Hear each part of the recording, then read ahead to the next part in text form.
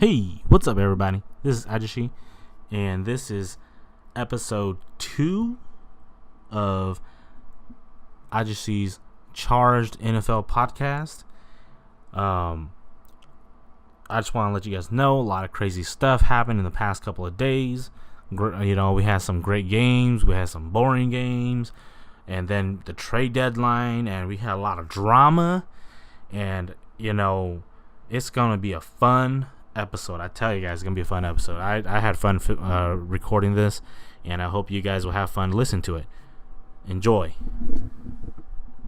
Alright guys, so going over my topics, I'm gonna be discussing a few topics for this episode, starting with the Amari Cooper trade, and then I'll dig into the Jenkins versus Reed controversy, the sellout talk.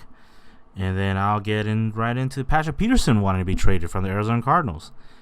Now, I know I told you guys, I'll be doing game analysis and predictions, but man, this week there's just too much crazy sauce flying everywhere in the NFL. So I'm just going to do the crazy topics, which I'm going to close it all off with the final topic being about the trade deadline and the moves that happened on the very last day. So hang on tight, guys, and this is gonna be a fun episode. Okay, and so with the Amari Cooper trade going to the Dallas Cowboys, there's some points that I would like to discuss about this whole trade entirely. Now, obviously, as we know, the Cowboys ended up giving the Oakland Raiders a first-round pick. The Cowboys, I believe, are going to be about an 8-8 to 9-7 team, which means the Raiders will probably get around a mid-range pick for that, which isn't too bad, especially for a team that is in need of just talent. Now, when you just look at why did the Cowboys give them a first-round pick, because Amari Cooper hasn't been doing that good in the last 2 seasons. And it's just one of those things where if a guy's not doing too good, more than one season, people are going to, your stock value will drop tremendously. And from what we know so far, the Cowboys were willing to offer them about a third, and then all of a sudden they ended up giving them a first. So the first came kind of like a surprise to me, but then as I looked into it, you found out that the reason they gave a first was because they had to. Now, Cowboy fans are extremely desperate for a wide receiver. You guys know what I mean. So are Cowboys players, the Cowboys organization, and everything. So they need a wide receiver badly. And so they end up giving the Raiders a first-round pick. Why?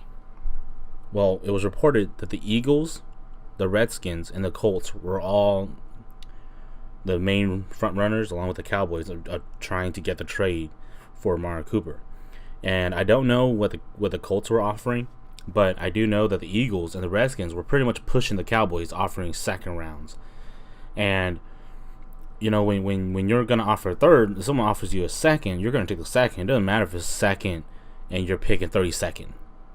It's second round and you're picking 28. It's better than the third round. Thus, the Cowboys had to dig in deep and trade a first round to the Raiders. And then things got a little saucy, it got a little hot, because you found out that Amari Cooper actually wanted to be traded. Amari Cooper didn't want to be there anymore. And I'm not surprised. The team doesn't know where they're going to be playing every day. They know they're playing Oakland, but then they know that maybe it's going to be a year or two. We're going to play in Las Vegas, so we're going to have to move, and that becomes a distraction. Trust me, it does. Not only that, there seemed to have been some kind of disconnect between him and Derek Carr's communication and their connection. You guys all know that in his first 2 years, he made Pro Bowls twice, and him and Derek Carr looked like they were just legit, quarterback, receiver. They had this connection going. They were just kicking people's butts. And all of a sudden, then in the past 2 years, it's as if it's been flipped. And Amari Cooper he dropped passes. Derek Carr doesn't throw good passes to him, and they all of a sudden they're just off. Now a lot of that could be personal things that's behind the walls. No one will ever really know about those. But what we do know is his statistics of 2017 and 2018 as of right now.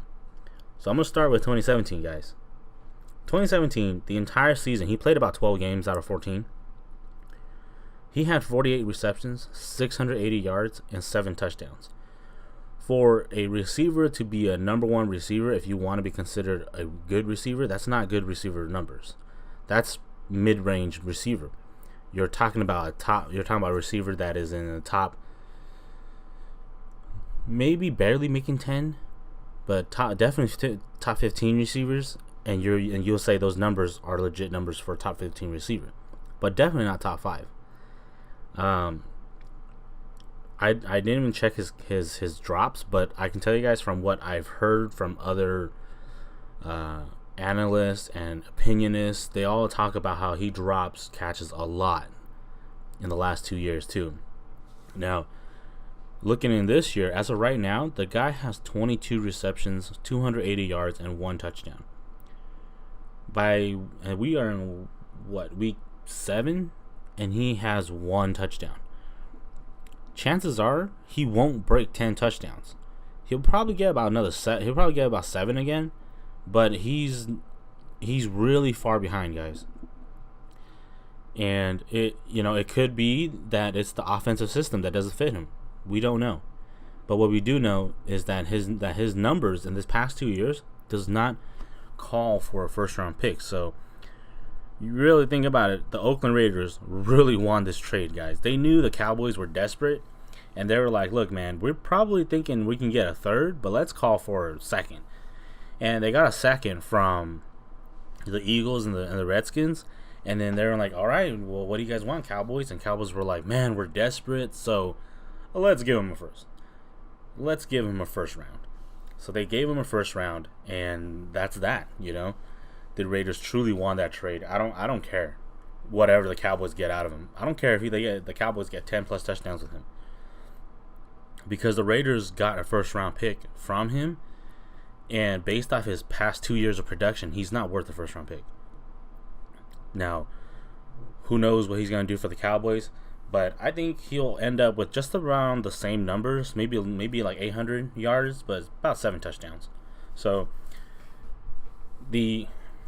that sums it up for my take on this Amari Cooper trade. And that's that. So, speaking of a topic, we have here Jenkins versus Reed. Now, as you guys know, Jenkins is the leader for the Players Coalition, and Reed, who used to be a part of the Players Coalition, he left the group due to disagreements and him not feeling like the Players Coalition was making the right decisions in terms of what they were agreeing to with their deals with the NFL.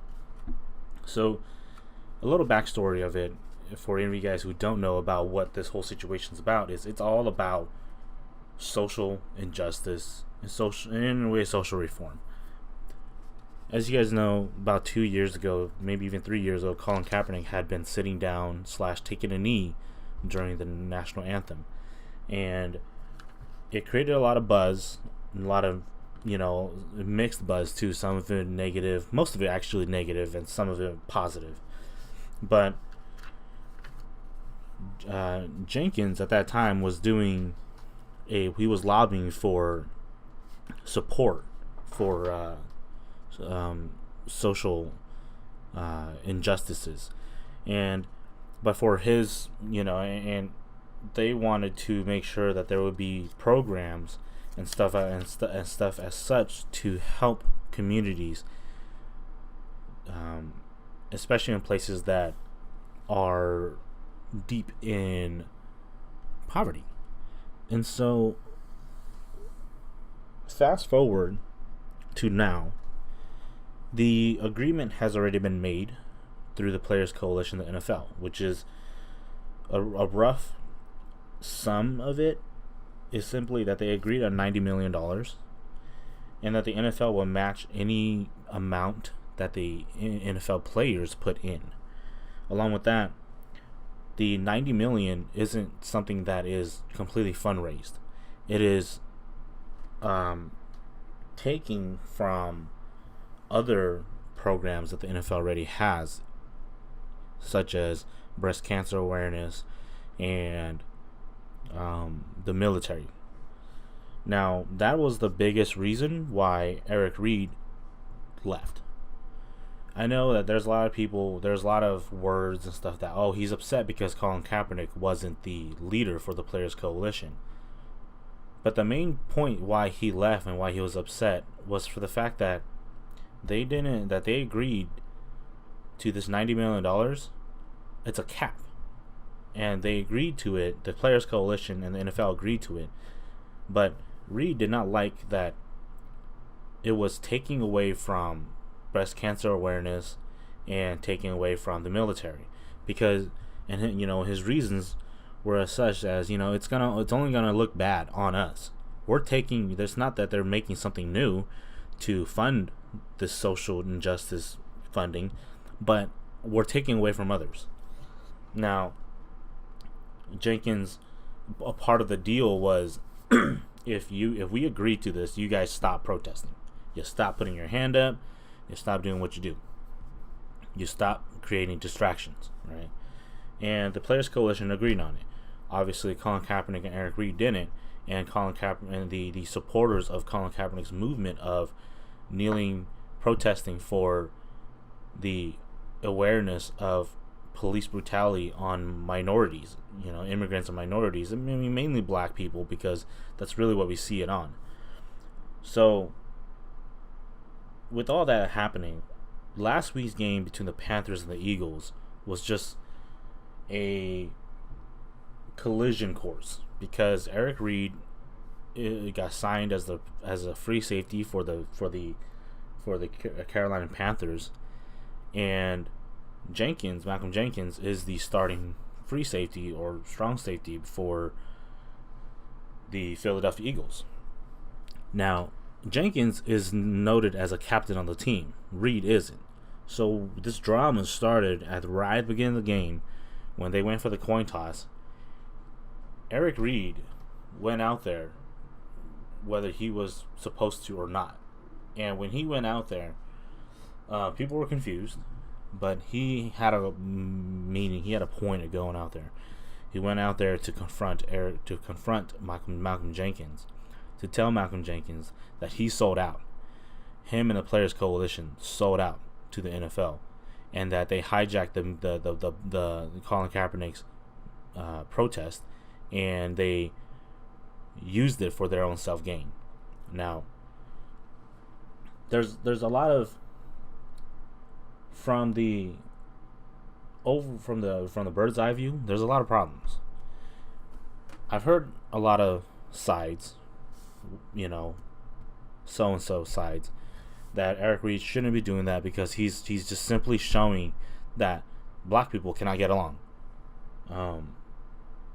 He's showing that people who's fighting for the same thing can't get along and they disagree, and he's making a bad example of it, getting into a heated argument, a heated confrontation, with Malcolm Jenkins and causing an uproar. Malcolm Jenkins refused to comment about it, and Eric Reid is not backing down.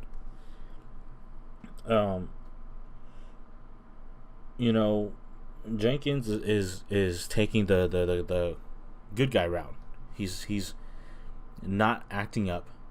He's only complimented Eric Reid and Colin Kaepernick for what they're doing. But he has always said from the start that this was never about police brutality. This was never about Colin Kaepernick. This has always been about social injustices and reform for it, creating programs for communities. That's his stance. Eric Reid's stance is that you guys hijacked that you guys took Colin Kaepernick's awareness, his protest awareness, his protest meaning, and you put it into yours to give your protest a boost, so that you guys chose to agree with an egregious agreement between the NFL and not only have you guys done that, it is selling out, because there should be a further view of, rather than we're just going to agree on 90 million and stop protesting. Now, I would like to say that that Malcolm Jenkins has not stopped his campaign. He's still campaigning, but he's no longer doing things to get to gripe the NFL. Not only that, he's also never taken a knee. He's only ever raised his hand, his fist. The issue, right, is that you have two groups that are lobbying and wanting two different things. Okay. And one side has been painted as an example of what happens when you mess with the NFL's bottom line, their money. When you fuck with them, this is what's going to happen to you. Quote unquote, Colin Kaepernick blackballed from the NFL. But, and on the flip side, you have what the NFL deems as the good way to do it, which is come to an agreement with us and we'll leave you alone. As long as you guys stop your antics, we're cool. Because people want to see football. People don't want to see protests.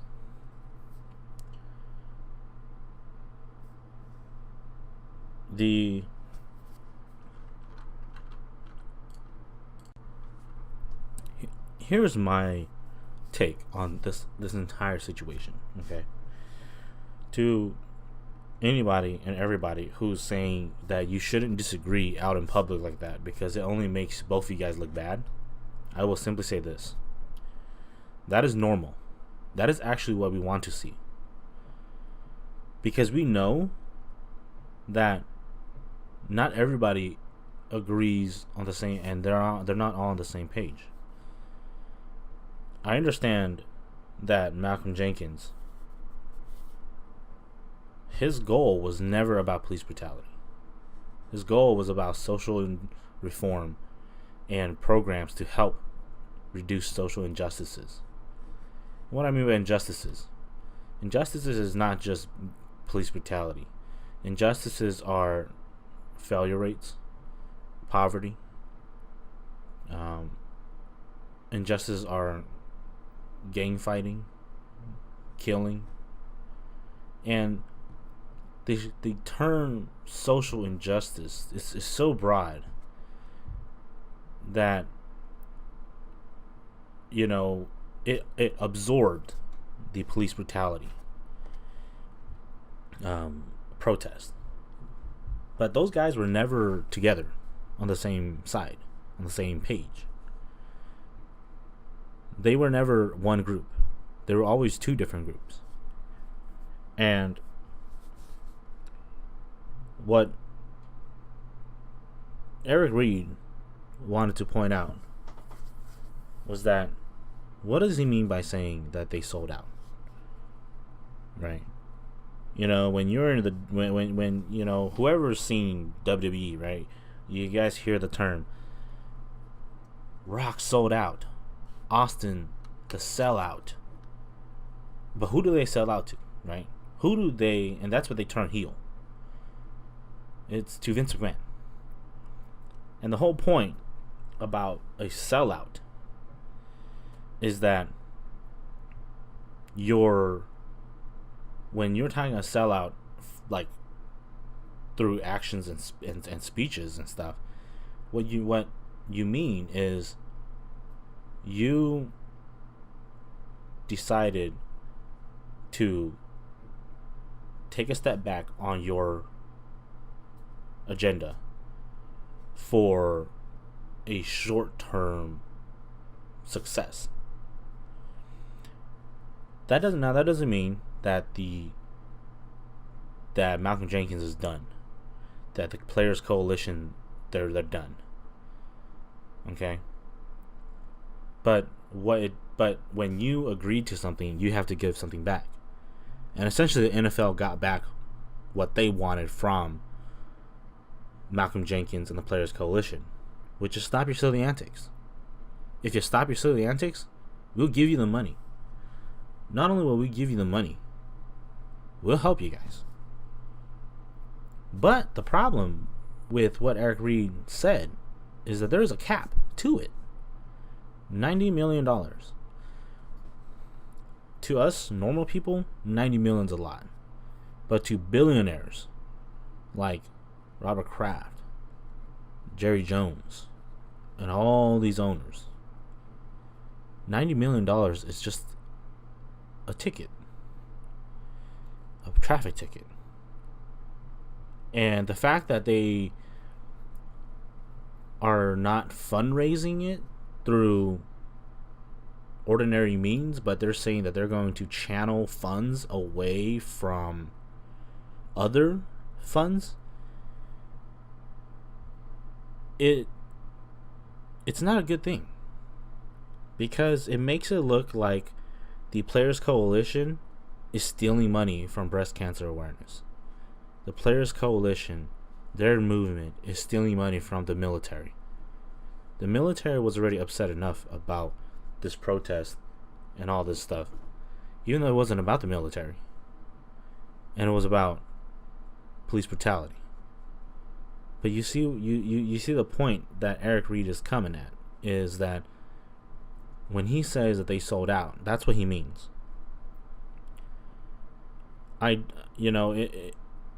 It's not the best look seeing him confront Malcolm Jenkins, but I get why he did it. He did it to get ultimate impact. He did it so that Jenkins would have to confront that situation in front of everyone, because he wants everyone to know that message.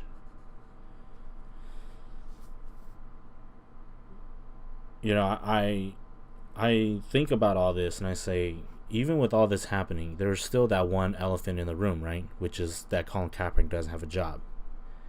And people keep talking about, if you guys fight and argue, you're just showing everyone that you're not together. But everybody already knows you guys are not together, because you guys are not fighting for Colin Kaepernick. I don't see any of the Players Coalition guys coming out and saying that Colin Kaepernick needs to have a job, and we're not going to stop fighting until he has a job. We're not going to stop this injustice that's happening right in front of our face. We're going to lobby. We're going to annoy until Colin Kaepernick has a job. They're not doing that. Why? Because to them, he was never a part of their group. His goal was never part of their goal. And they choose not to do it. But so you see, like, there's two sides to the coin, right? Why are you guys arguing in public? That just shows you're divided. But you're already showing that you're divided by not fighting for the one person that the NFL choose to make an example out of. That is the issue.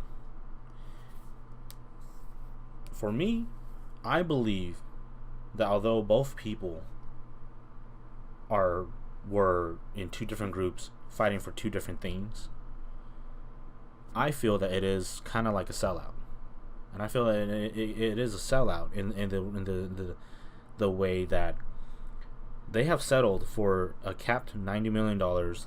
The NFL's will only match what they put in. But they're pulling away from the most important part is they're pulling away from other funds. And that's an upsetting thing. Because the military gets their own special time in the NFL. Their own special month. But that's because the military pays the NFL. to do it. It's for the NFL, their military showcase, right? Their patriotism showcasing is a paid propaganda. The breast cancer awareness gets its own month. Everybody knows that. So why can't social injustice get its own month? Why can't they fight for that? Why can't they fight for, we want kind of like the same thing, that maybe in the month of December it is social injustice month, where we give back to the communities as a whole NFL, and we fundraise to give back. You know, yes, you can still fund them throughout the year, but they get a month in which it is dedicated to that.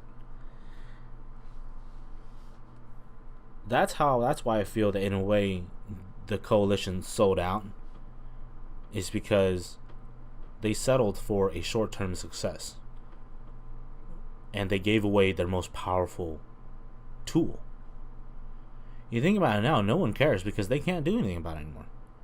The Players Coalition can't go out there and make a fuss anymore because they've come to an agreement. And that is where I see that Jenkins is complaining about. I mean, where Reed is complaining about. That because you guys did that, you're done. No one is going to help you. Now you're only playing to their hands. And if Jenkins, because the thing is, Jenkins is still working hard to fix things, but he can't protest. He can't do what he was doing to catch attention anymore. And it just so happened that was his strongest tool. Now that they're taking it away, he's handicapped. It changes everything. But that's my quick take on it. I don't want to dig deep into it because digging deep into it is just going to open up a whole other can of worms. If I had to say that what side I'm on Reed's side. I'm not saying Jenkins is wrong, but I'm saying that it's a little disappointing in what he settled on. Alright guys, so my third topic is going to be about Patrick Peterson wanting to trade from the Arizona Cardinals. So, as you guys know, the Arizona Cardinals aren't doing particularly well. They're pretty much at the bottom of the league in terms of offensive production, and they're one of the bottom of the league teams. And where people actually were expecting them to not be this bad, they were expecting them to be somewhat decent, like middle of the pack. But no one was really having them as a Super Bowl contender, but nobody thought that they were going to be doing this bad. Now, the defense isn't all that bad. The defense, is 22nd for points, 24th yards, 11th on pass yards, but then they're really bad in the rush yards. They're 32nd. So people are just running all over them. But the key thing is, Patrick Peterson being their starting cornerback, probably their best player on that defense, he's really keeping that passing game pretty much under check. But their offense just is terrible. Now I know that after last week, after losing last week to the Broncos, they fired Mike McCoy. Mike McCoy is a really bad play caller. Spurring all the way back from his Charger days. He's really bad. He doesn't really know. He's not really good at calling offensive plays because he gets pretty predictable in this era of, mismatching players. He's not really good at that. He kind of just calls straight on plays. And so the Cardinals offense proves that point. Now, why would he want to be traded? Well, think about this, guys. Patrick Peterson's played pretty much his entire career. He's played his entire career with the Arizona Cardinals. Got drafted by them, and he's been on that team for until now. He's been one of the best cornerbacks in the league since about year 2 of him being in the league. The guy's been a tremendous player. He's one of your best man-to-man lockdown corners. He may not put the best stats, but the guy puts up great secondary statistics or next-gen stats, right? Now, obviously the Cardinals don't want to trade him because he's pretty much the best defensive player they have left other than Chandler Jones. But, if Patrick Peterson leaves, they got nothing. And Patrick Peterson don't want to be there anymore. He's been there when they were decent, not the best, but good, but not, and he's been there when they're the worst, like right now. But he truly just he wants to play on a team that knows what it's doing. The Arizona Cardinals have always been this team where it's like they look like they know what they're doing and they kind of pull back, and then they kind of show you that they're not really going all in, and they're not really wanting to take the risk. They want to play it safe. Everybody knows that in the world of the NFL, it's all about gambling. It's all about playing it big because the best teams, they have to gamble. You just have to. There's not enough games in the league in the season where if you start off bad, you can recover. It's not like basketball or baseball where they have like 80 plus games. The NFL has 16 games, so every single game technically matters, unless you're up like 7. Unless you're like the Rams right now, they're standing at 7-0. So you have to take that into consideration. Now, why would he want to leave? Because the guy just doesn't want to play on a crappy team anymore. He's really tired of being on the Cardinals. The Cardinals have been bad, and when they were good, he was happy. But they weren't like the best, but he was still happy. But he's been on them, and they have been bad, especially offensively. They've just been terrible. They can't get themselves a quarterback. They can't catch a break with a running back. They have these receivers, but really nobody pans out other than old man Larry Fitzgerald. It's unbelievable. It's unbelievable how Michael Floyd, busts. John Brown is not that good. And the list goes on about the receivers. I can't even name other receivers other than Larry Fitzgerald that's been really good for them. There's Anquan Bolden, but we're talking about post Anquan Bolden. We're talking about the Larry Fitzgerald era. They really never had like a tight end or a second wide receiver. And forget about the quarterbacks. Don't you can't tell me that Carson Palmer was a legit quarterback. Carson Palmer is Carson Palmer. He's always been a mid-range quarterback. That's the truth. And now that the mystique of Bruce Arians disappeared and he retired, the Cardinals are just back down to being the Cardinals, the tomato can of the NFC West. And, he wants out. He really does. But, if I was the Arizona Cardinals, I'd trade him. Because at this point in the season, you're not going to be able to spare your season. You're not going to be able to save it. Understand that the season's over for you guys, and now you're just fighting to get a number 5 top 10 pick. Understand that you're not in any way, in any shape, ready to take on the big boys. You are all about rebuilding, and when you're all about rebuilding, sucking is one of them, and getting the most out of everything that you have right now is another. Trade away Patrick Peterson because you can possibly, you trade him right now, you can possibly get a second or a third round with him. And if there's a desperate enough team, they'll give you a first round for him. Think about this. You put him on the market, the Chiefs will want to trade with you. Okay? And the Chiefs are gonna give you a second. Yeah, it's gonna be a late second, but it's an extra pick that you're going to be able to use to package to get a better pick down the road. So you always have to think about long term, right? Where's the team going? Is the team seeing Patrick Peterson in their future? Because if I'm the Cardinals, I'm not seeing that. Because you're not going to re-sign him. He's not going to take cheap money. The guy's still considered top 5 cornerback in the league. Why is he going to take chump change? So you trade him. You do what the Seahawks didn't do. You trade Patrick Peterson. You get a second round from a team. It might just not even be from the Chiefs. You might be getting one from some mid-range team. You never know. Because he's one of the top-tier cornerbacks. I mean, think about it. Just last year, Patrick Peterson, voted by the players, was the number 2 cornerback. Okay? The guy is like almost 10 years older than Jalen Ramsey. And he was the number 2 cornerback, Jalen Ramsey, number 1. This coming up offseason, Jalen Ramsey is not the number 1 cornerback. Like Patrick Peterson's been quietly good. And that's how he always has been. He's not a flashy guy, and he's all about the the next gen stats. That's what he's always been about. So if I'm the Cardinals, I'm trading him. I'm looking and I'm saying, okay, who wants him?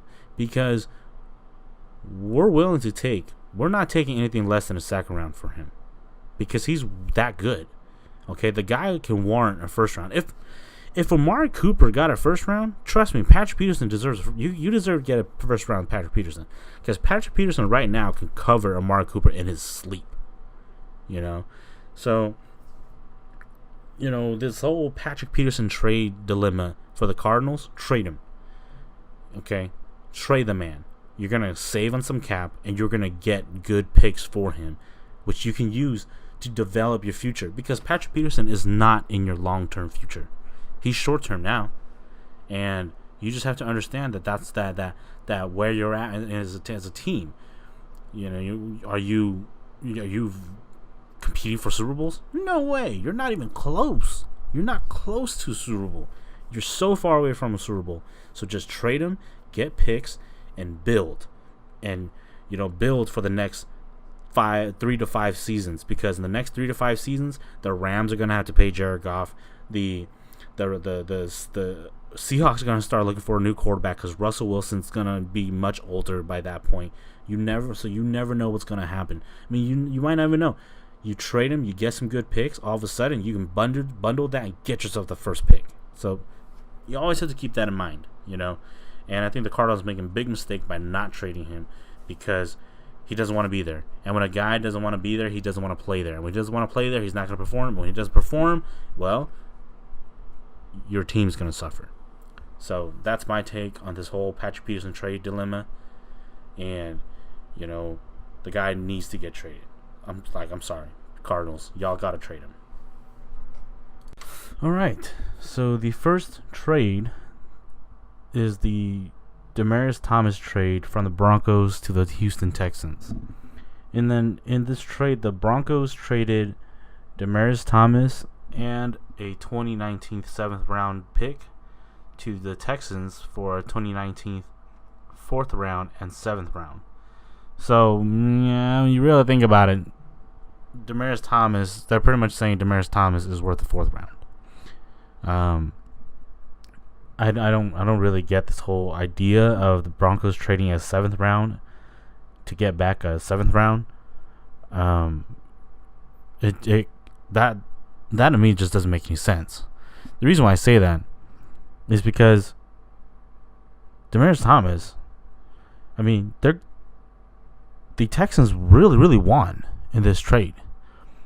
They got a better 7th round pick and they got a player. They gave away their 4th and a 7th round. And so it just, to me, that just doesn't, add up if you're the Denver Broncos. What? You guys had to give up your 7th round too in order to get that 4th round or something? If not, then the Texans were just going to give you a 5th or what? So that really doesn't make sense for me when I really think about what the Denver Broncos were doing. I mean, you guys, if any of you guys pay attention to Demaryius Thomas and his saga with the Denver Broncos, you come to the understanding that he's lost a lot of cachet for the Denver Broncos because the guy has become a big time drop pass type of guy. It's hard to rely on him because he drops a lot of catches, and it's really upsetting for a team when they spend I believe he was like a first round, when they spend a high pick to draft a wide receiver. He plays good for like his first 3 to 5 years, and then his next 3 to 5 years, he's absolutely not worth the money you paid him, and he drops. And the worst part is, it's not that it's not like he can't beat people on routes or anything. He can't out jump somebody. No, it just comes to the fact that the guy just can't catch. And they signed this receiver, and the Broncos signed this receiver in Emmanuel Sanders, and Emmanuel Sanders immediately produces for them. Where DT, just like the moment Emmanuel Sanders came on, DT just like dropped, and it was ridiculous. So I really think about it, the Texans won this because Demaryius Thomas is going to go to the Texans, and he's not going to be the number one wide receiver. He's going to have no pressure whatsoever because everyone's going to be game planning for DeAndre Hopkins. So,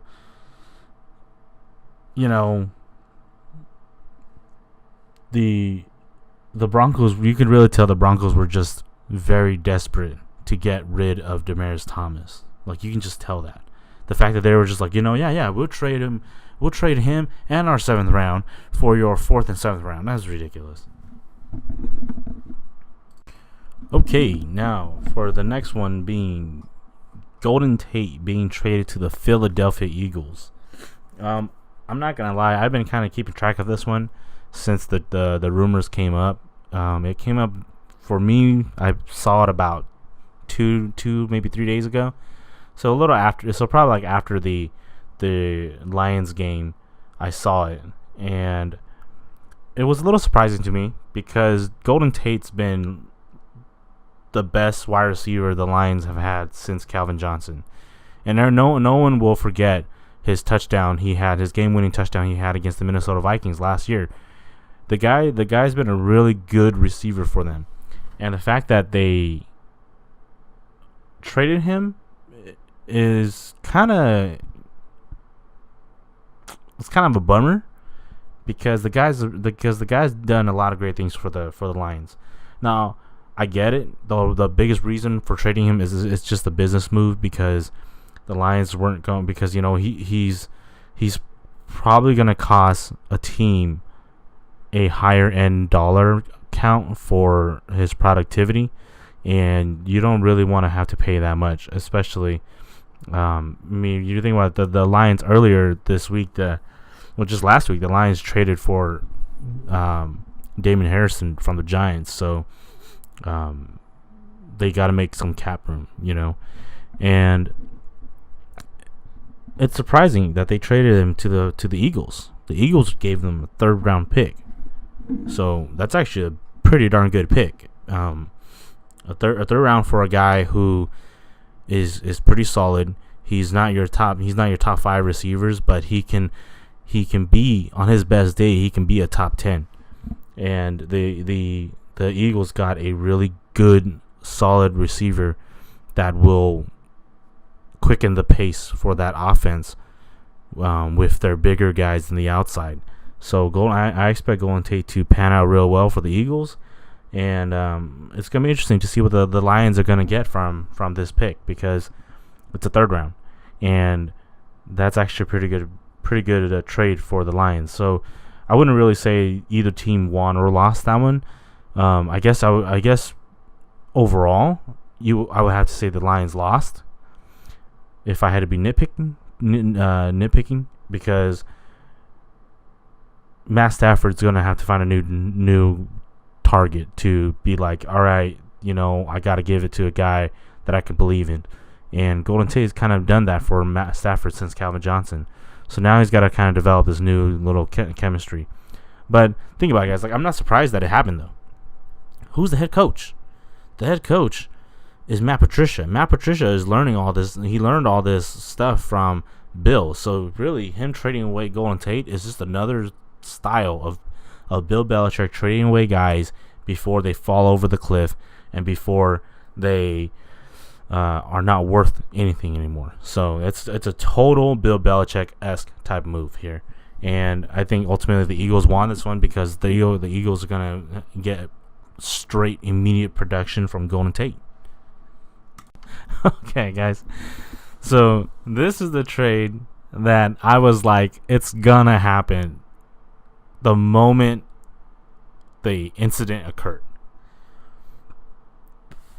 Ty Montgomery got traded to the Baltimore Ravens for a 7th round pick. You know, the Packers were just like, we gotta effing get rid of this guy. Ty Montgomery cost them the game against the Rams, in which he broke down and got mad that they took him out of a drive, and he decided to play hero ball. Screw the team, it's my time.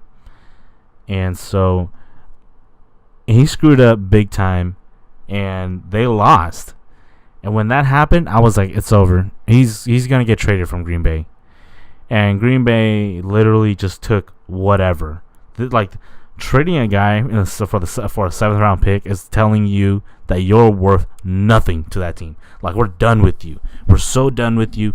If we could, the only reason why we didn't cut you is because we think we can get something out of you. So they traded him to the Baltimore Ravens. They're like, that's your problem now. So I have no problem with this trade. I think Green Bay won this trade because what's Ty Montgomery? Ty Montgomery is a gadget player. That's what he is. He did not excel at the wide receiver slot position. He didn't make the most of it. So Green Bay, they give guys a lot of second chances, and they gave him a second chance at the running back position. He's not a running back. And so when Green Bay got 2 running backs in Aaron Jones and Jamal Williams, Ty Montgomery kind of became obsolete. He's a gadget guy.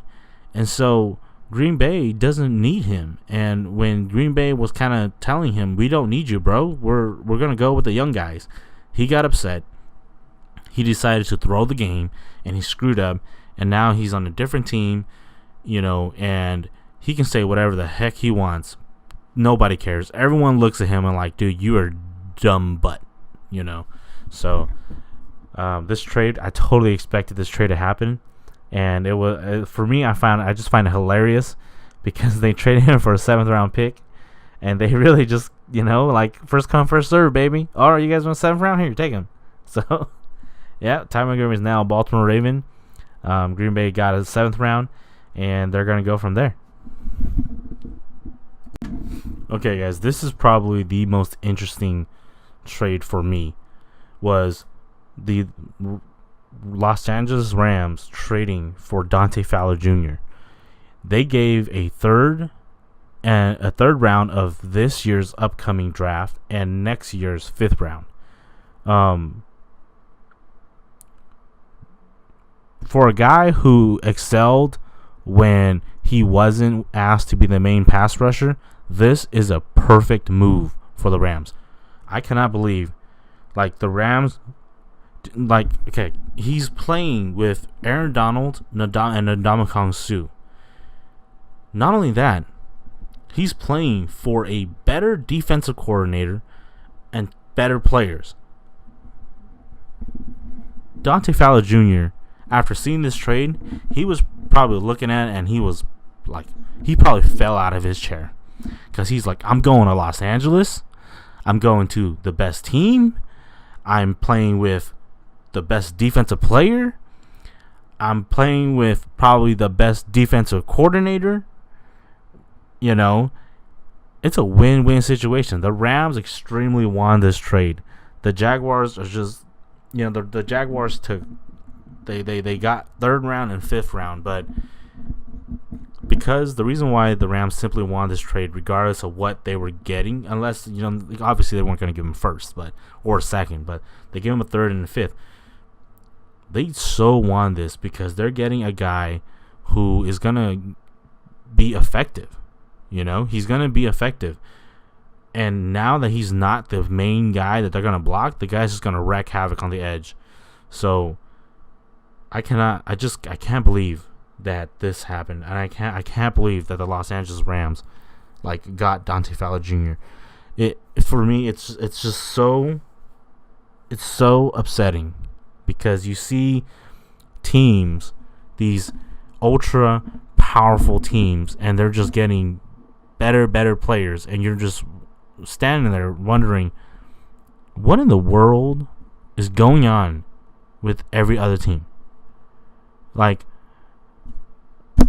I thought this was a salary cap, hard salary cap, NFL type of thing, and you got the Rams signing all these big names, and it's unbelievable.